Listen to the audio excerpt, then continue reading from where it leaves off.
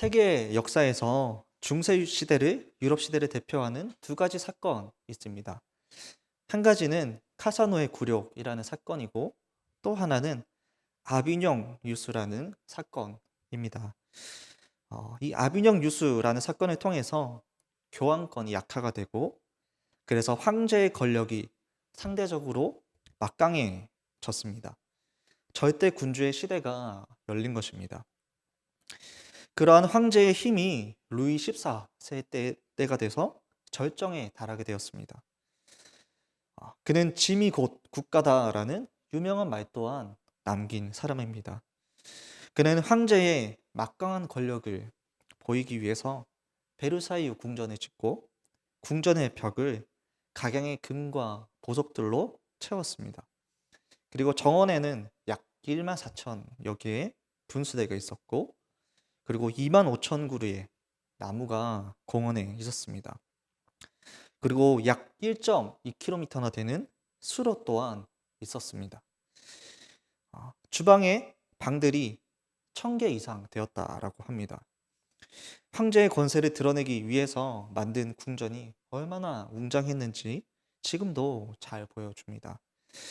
당시 황제의 힘과 권력이 절대적이었다라는 것을 보게 됩니다.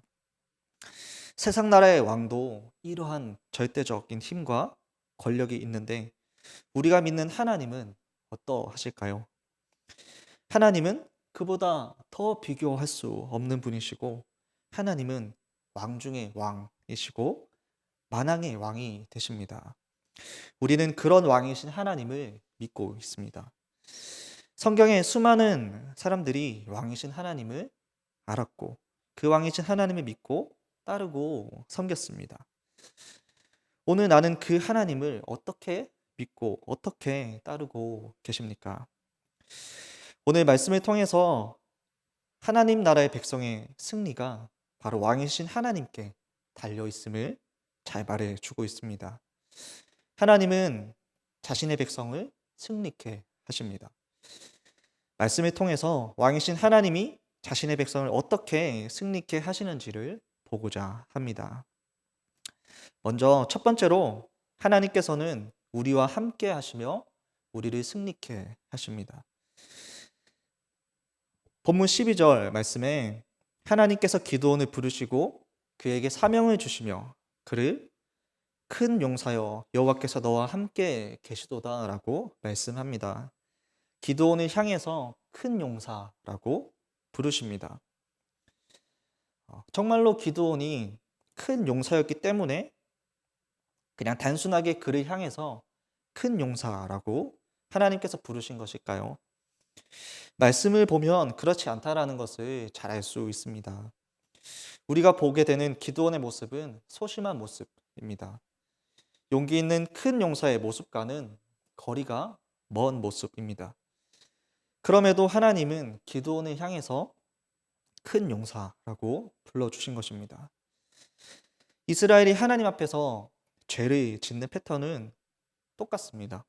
범죄 이후에 징계가 있고 징계 이후에 구원이 있고 구원 이후에 또다시 범죄라는 그런 패턴이 반복이 되었습니다. 이로 인해서 하나님과의 관계는 회복이 될 수 없는 지경에 이르게 됩니다. 그 징계의 강도가 더 세진 것입니다. 그래서 하나님은 미디안을 통해서 백성들을 징계하실 때 그 징계의 강도가 너무나 극심했기 때문에 이스라엘 백성은 산속에 숨어 지내야 할 정도였습니다. 이런 극심한 고통 속에서 이스라엘 백성들은 습관처럼 다시 하나님을 찾고 하나님께 부르짖게 됩니다. 하나님은 이런 일이 있을 때마다 구원자들을 바로 보내주셨습니다. 그런데 이번에는 하나님께서 사사를 보내시기 전에 책망을 먼저 하십니다. 우리 사사기 6장 7절부터 10절까지의 말씀을 한 목소리로 한번 읽어보도록 하겠습니다. 6장 7절부터 한 절씩 우리 한번 읽어보도록 하겠습니다. 이스라엘 자손이 미디안으로 말미암아 여호와께 부르짖었으므로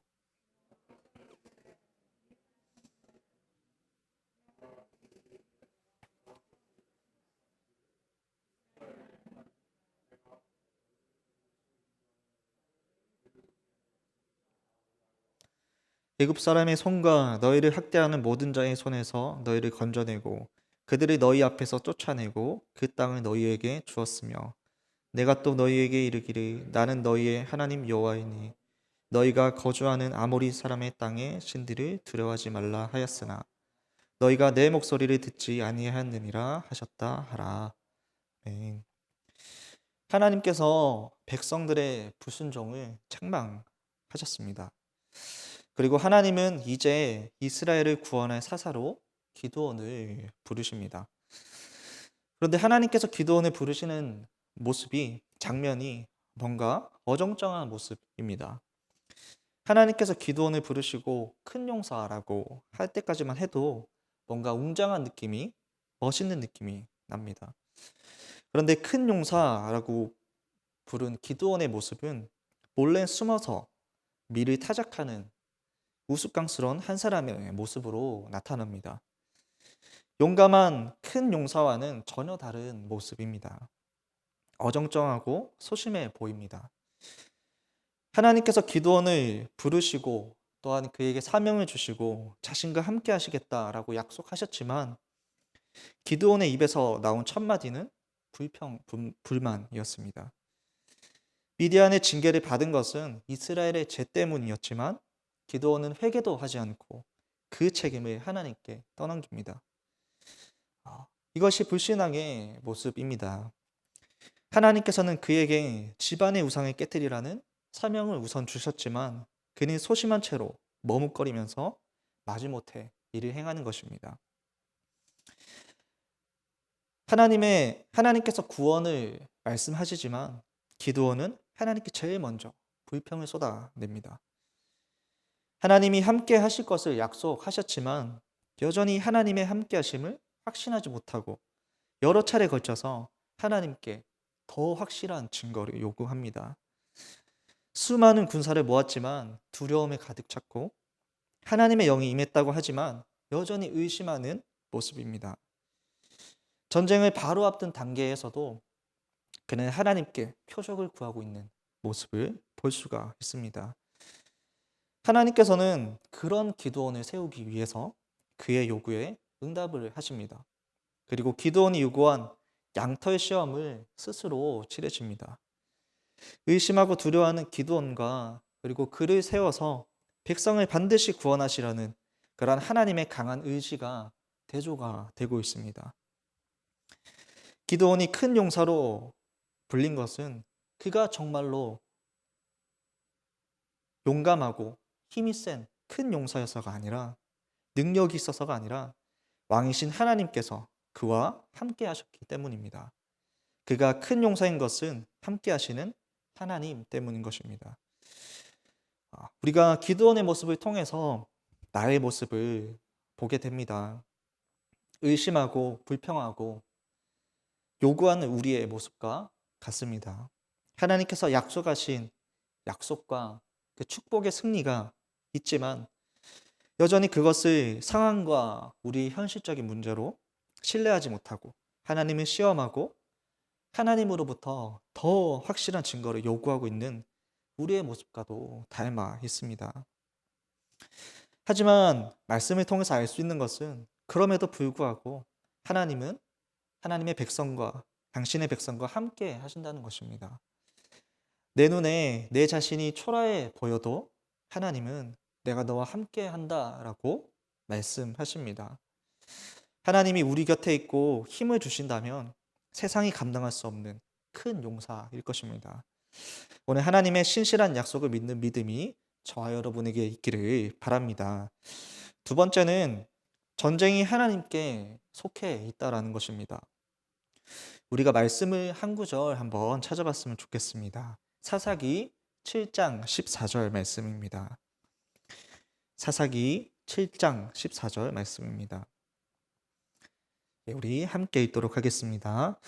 그의 친구가 대답하여 이르되 이는 다른 것이 아니라 이스라엘 사람 요아스의 아들 기드온의 칼이라.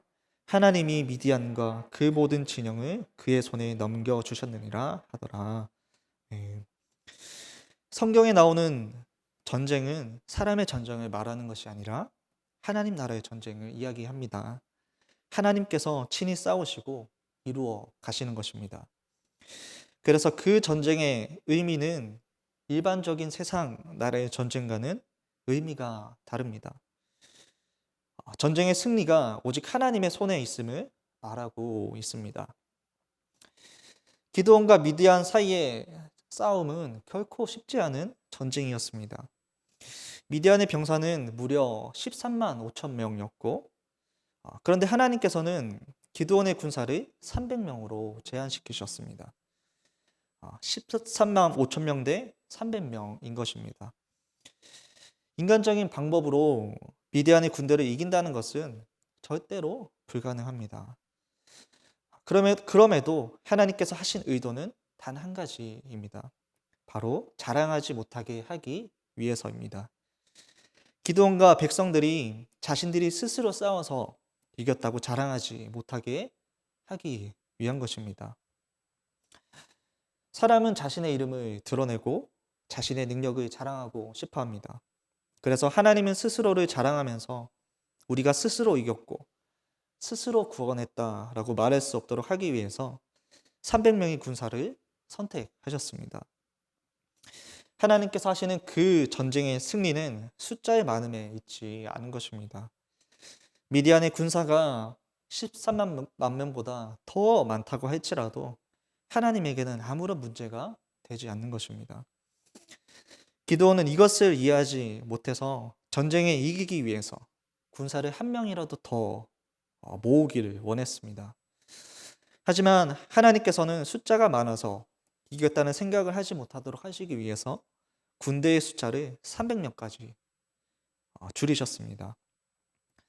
흔히 말하는 기드온의 300용사라는 말이 있지만 이것은 최고의 용사를 선별했다는 것이 아니라 그들은 단지 최소한의 용사들로 남겨진 자들이었습니다. 이렇게 남겨진 300명을 데리고 어떻게 전쟁에서 이길 수 있을까요? 우리의 생각과 방식으로는 도저히 이길 방법이 없는 것입니다. 여기서 하나님의 위대하심이 드러나게 됩니다. 사람은 할 수 없지만 불가능하다고 생각하지만 하나님은 불가능이 없으십니다.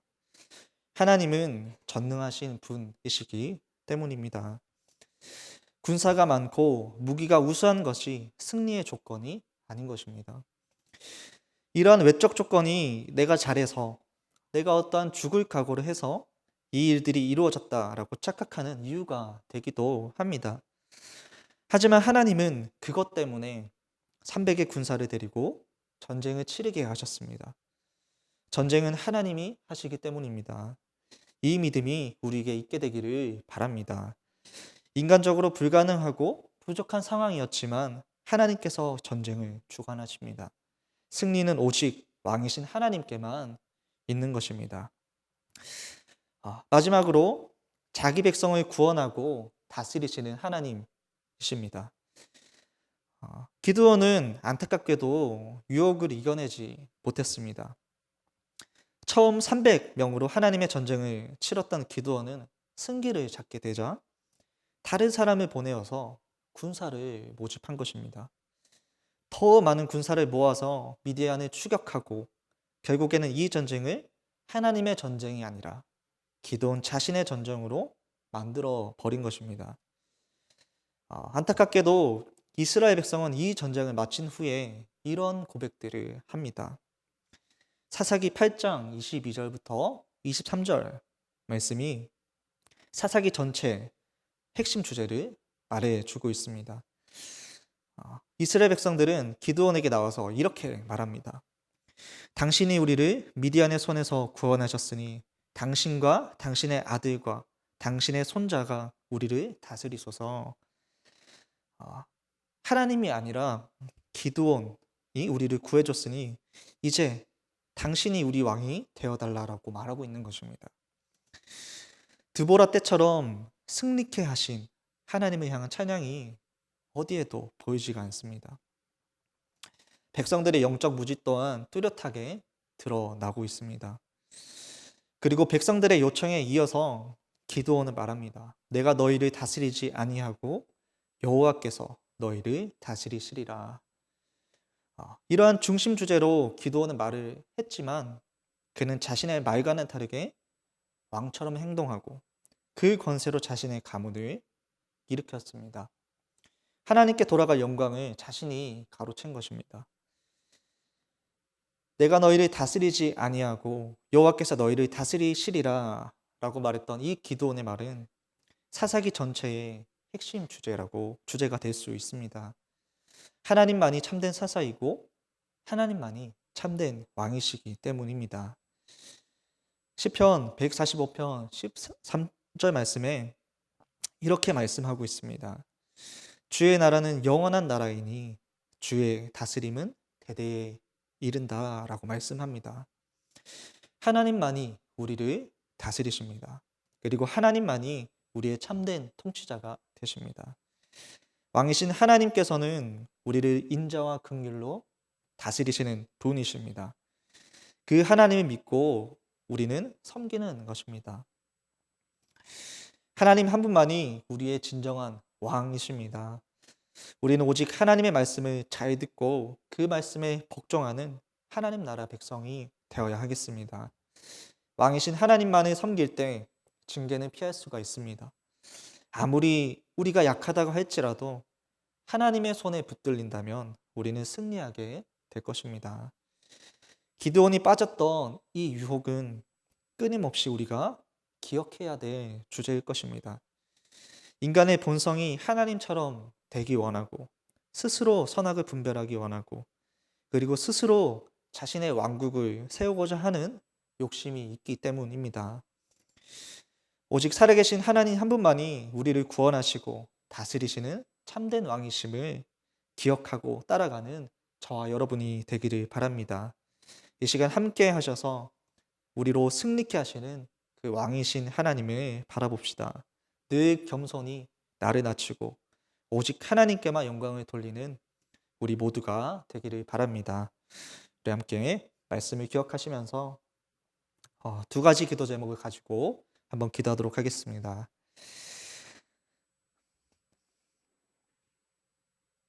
우리 첫 번째로 좀 기도하실 때는 우리가 오늘 기도원과 같이 하나님께서 말씀하신 것들 그리고 하나님의 약속을 받았지만 여전히 그 약속을 신뢰하지 못하고 의심하고 불평하고 더 확실한 것들을 요구하고 있는 우리의 모습이 있지는 않은지 한번 돌아봤으면 좋겠습니다.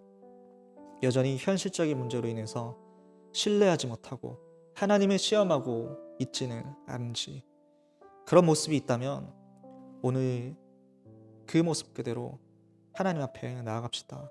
그러한 나의 모습을 깨닫는 것이 중요한 것입니다.